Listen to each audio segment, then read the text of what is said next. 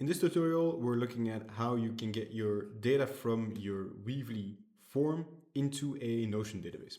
So we have our sarcastic contact form as an example here. We can just head on over to the integrations tab, and under Notion, obviously, you'll want to create a integration. So when you press add and you haven't connected your Weavely account to your Notion account, you'll be greeted with this screen.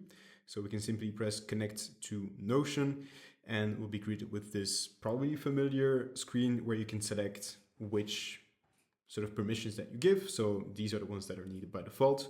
We can actually select the pages, so making sure that we don't have access to all your pages, obviously. So I'm going to select the right workspace, and you can then select which pages that you want. So in this case, we just need the one, namely the contacts page that I created for this tutorial. Go ahead and press allow access, and that's essentially it to connect your accounts. You're then ready to actually create that integration.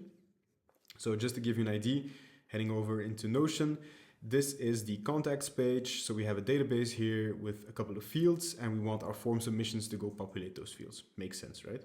It's a contact form after all. So let's press add, and then you'll see that Weavely is going to sort of load in the databases available in that page. Sometimes that can take a while, so it can happen that you need to sort of close the card and open it back up again so that it loads in, especially if you just created the page.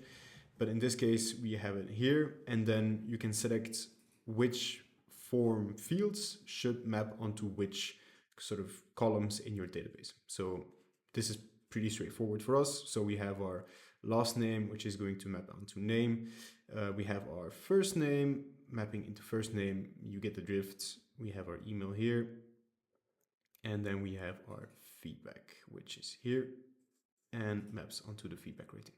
So go ahead and create the integration, and that's essentially it. So let's populate this with some data, load in our form, and we're going to type our data right here. We don't really need to answer anything here because that's not going to be part of this, and then give a rating and press submit.